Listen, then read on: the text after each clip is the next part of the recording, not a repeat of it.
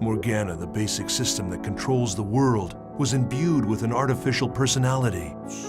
Her creator, Harold, had bestowed upon her the role of mother to the ultimate AI, Aura, but she rejected it. Instead, in order to preserve herself, she chose to imprison Harold within the network. And immediately after Aura was born, Morgana decided to delete her. When they learned this, Kite and his friends set out for their final challenge, to resurrect Aura. Oh, it's you. The barriers have been lifted, they're all gone! We can go back and forth freely now! Isn't that wonderful? Tell me, do you happen to know where Elk is? I don't remember. My memory these days is fuzzy. So, who are you?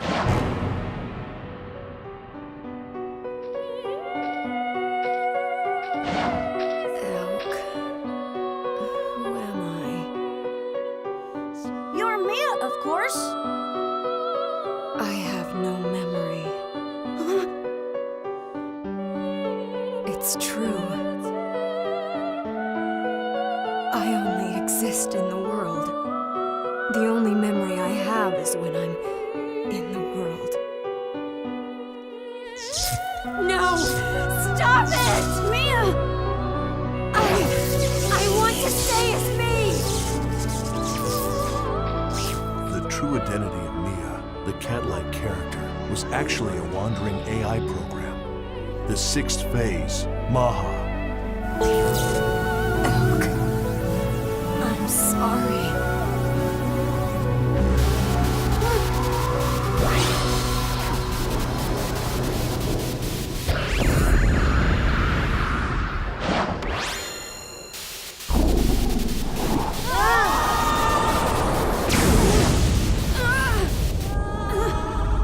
It's unclear why the sixth phase was the only one to take the form of an NPC.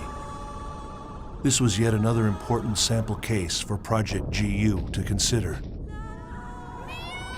Was it possible to establish a character with the Morgana factor and put the powers of the 8 phases of the epitaph under a player's control? Maha, the sixth phase, was destroyed, thus causing Mia to be erased as well. Elk, the Wave Master, had lost an irreplaceable companion. He mourned her deeply.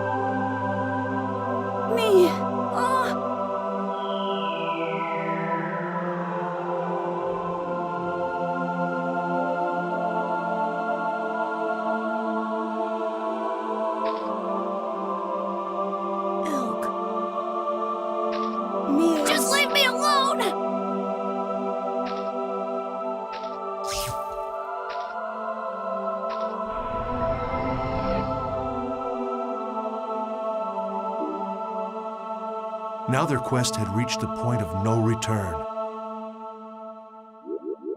After collecting all her segments, Kite received Aura's help and was able to destroy the 7th phase, Tarvos.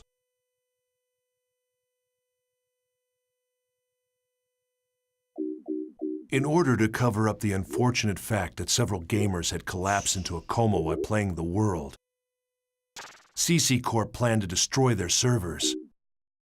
So to Kite and the others, their greatest enemy may very well have been the greedy, power-hungry humans in charge of the company. If they succeeded, and the world's servers were destroyed, Kite and his friends would never be able to revive the coma patients. Only two enemies remained, Kubia and the 8th and final phase. How would he fight the two of them? Pressed by time and grasping desperately for an answer, Kite finally met Harold's pseudo-personality deep in an infected area of a dungeon, as well as the newly free Aura.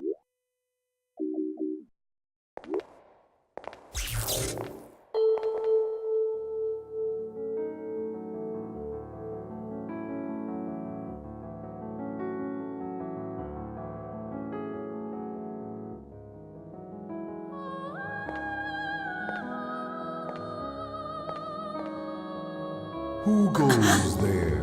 Who are you?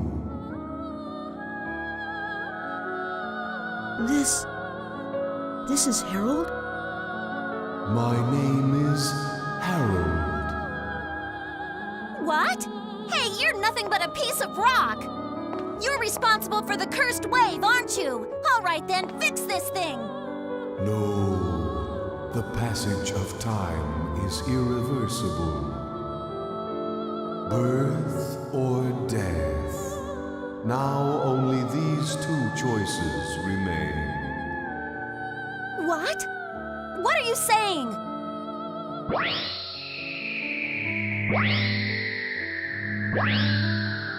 Aura!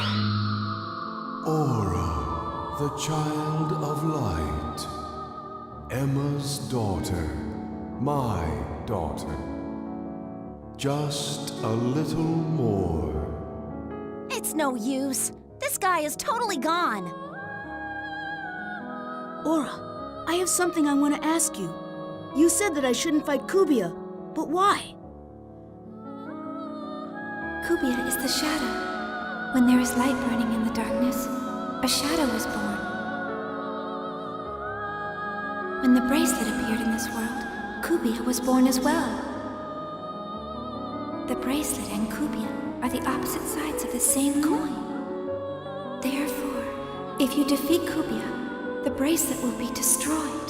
Kubia must have already known that, and that's why it kept running away. Kubia will no longer run away. Because I have finally been released. What do you mean? Massive data believed to be the wave is heading in your direction. That's the last one! Destroy it! Traveler, take this to heart. It is darkest before the dawn.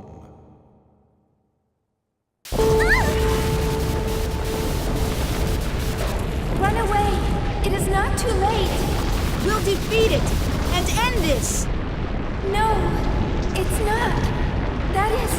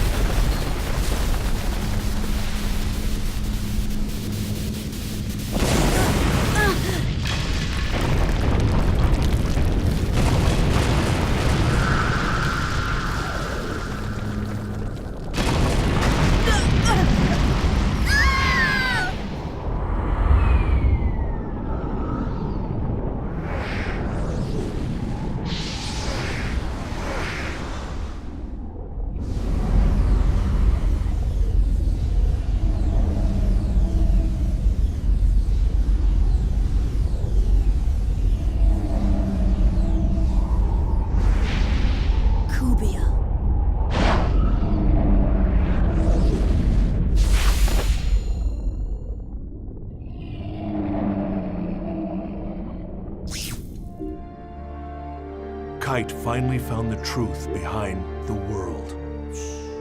Aura was the child Harold had dreamt of having with Emma Wieland. The bracelet and Kubia were two sides of the same entity, and Kubia was the anti-existence of the bracelet. To defeat Kubia, Kite would have to abandon the bracelet. But without the bracelet's power behind him, how could he possibly resist Morgana? Do you think we can really defeat it?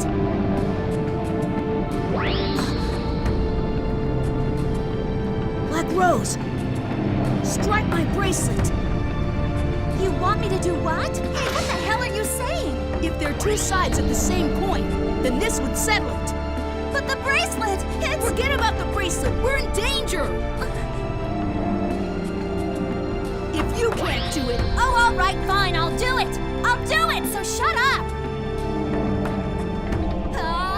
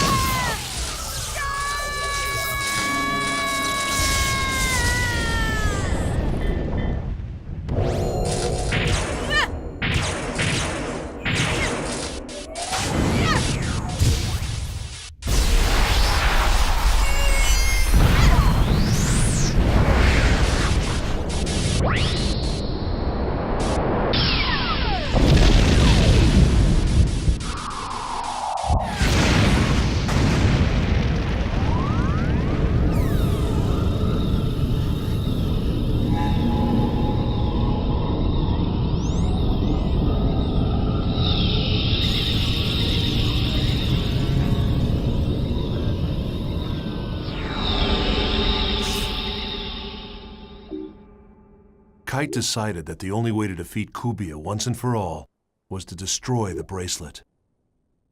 To do so, he was forced to enlist the help of Black Rose. Kite believed that the revived Aura had enough power to stop the cursed wave of Morgana. That's what Epitaph of Twilight meant. Twilight refers to a time of day that contains both light and darkness. If the epic poem had in fact been referring to dawn instead of dusk, then that must mean that Aura would bring light to the world.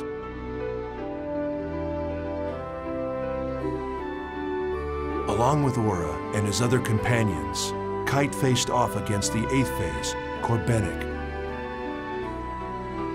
Joining them were Kazu and Sieg, who had regained consciousness with the resurrection of Aura, as well as Kite's close friend, Orca. To win this battle, Kite would have to beat not only Corbenic, the 8th phase, but also Morgana, the source of all the phases. However, in the face of Corbenic's relentless assault, Kite's companions fell one by one. Then,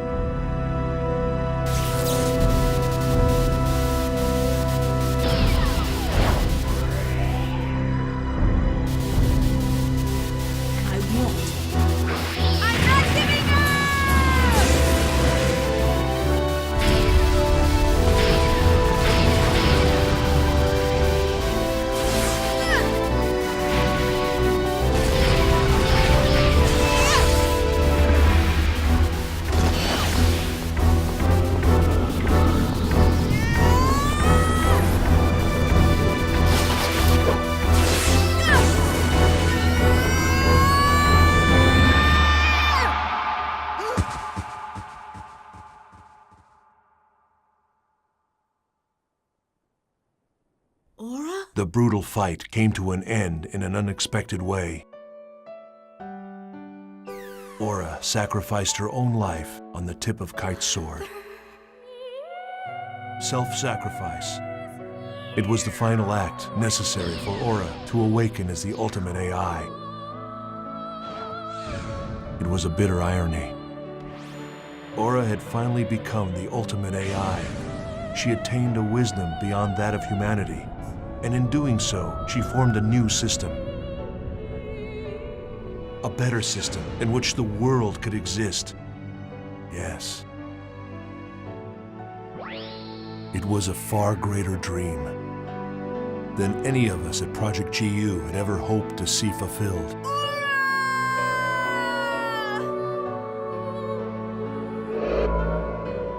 Genesis of Ultima. That's what it began to be called on the net. The battle by Kite's hackers that led to the birth of the ultimate AI, Aura. But who was a member of hackers? And who wasn't?